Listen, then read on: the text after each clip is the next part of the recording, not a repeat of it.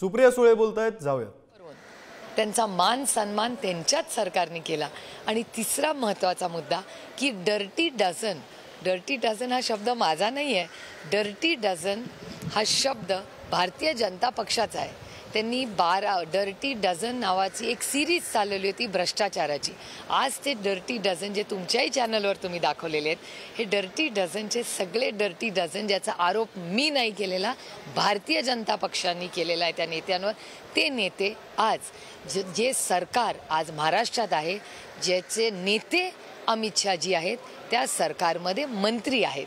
त्याच्यामुळे नक्की भ्रष्टाचारी कोण किंवा काय हे अमित शहाजींनीच देशाला सांगावं. आणि ज्यांच्यावर अमित शहाजींनी आजपर्यंत भ्रष्टाचार याचे आरोप केलेत, त्यातले 90% लोक आज भारतीय जनता पक्षाच्या सरकारमध्ये मंत्री तरी आहेत किंवा पदाधिकारी आहेत. आता आधी आमच्याबरोबर अनेक वर्ष काम केलेले अशोक चव्हाणजी, तुम्ही जर फ्रेम बघितली तर त्या फ्रेममध्ये अमित शहांच्या मागे कोण बसलं होतं?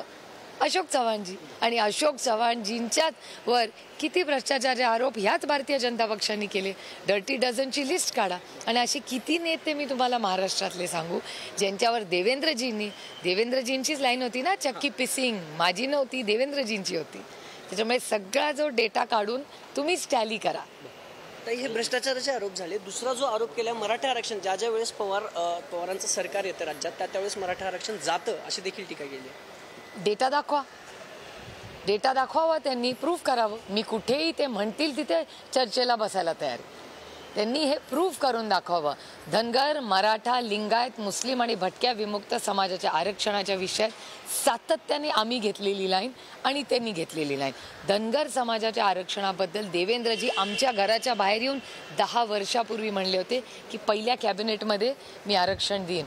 किती कॅबिनेट झाल्या? 10 वर्ष सरकारमध्ये आहेत ना, त्यातली 2.5 वर्ष आम्ही होतो. 7.5 वर्षाचा हिशोब द्यावा. आणि धनगर आरक्षणाबद्दल महाराष्ट्रात एक बोलतात आणि दिल्लीत एक बोलतात. उद्धव ठाकरे औरंगजेबाचा फॅन क्लबचे अध्यक्ष आहेत असं म्हणाले. उद्धवजींच्या विरोधात बोलायला काहीच राहिलं नाही आता त्यांच्याकडे. त्याच्यामुळे ही टीका, उद्धवजींचा पक्ष नेला, उद्धवजींचं चिन्ह नेलं, उद्धवजींचा पक्ष फोडला, सगळं करून झालं तरी महाराष्ट्राची जनता उद्धवजींच्या मागे उभी आहे म्हणून ते नाहीत. आता काहीच अजेंडा राहिला नाही म्हणून ही टीका उद्धवजींवर. पण ताई, कितपत योग्य आहे एखाद्या राष्ट्रीय पक्षाच्या गृहमंत्री आहेत देशाचे, जी टीका पवारांवर केली गेली, किंवा आयकर विभागाचा विषय गेला, सहकार खात्याचा विषय घेता गेला की 10 वर्ष तुम्ही होतात, तुम्हाला करता आलं नाही, मी एका मिनिटात सहकाराचा विषय सोडवला मोदीजींकडे. आता तो कसं आहे की अमित शहाजी काय, तुमच्या प्रश्नातच माझं उत्तर आहे. तुम्ही जो प्रश्न मला विचारता आहे त्याच्यातच माझं उत्तर आहे. ते असं म्हणाले की खोटा नरेटिव्ह लोकसभेला तुम्ही सेट केला महाविकास आघाडीनं, तो नरेटिव्ह पाडून काढा, हाणून पाडा आणि ह्यावेळेस महायुतीच मुख्यमंत्री बसेल किंवा भाजपच्या नेतृत्वात सरकार बनेल. हे त्यांना म्हणावं लागतंय ना. आणि दुसरी गोष्ट, खोटं नॅरेटिव्ह आम्ही सेट केलं. कुठलं नॅरेटिव्ह खोटं होतं? कुठलं? रोज वारंवार तेच म्हणतात खोटं ना.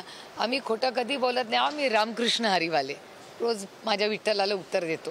त्यामुळे खोटं नॅरेटिव्हचा विषयच येत नाही आमचा.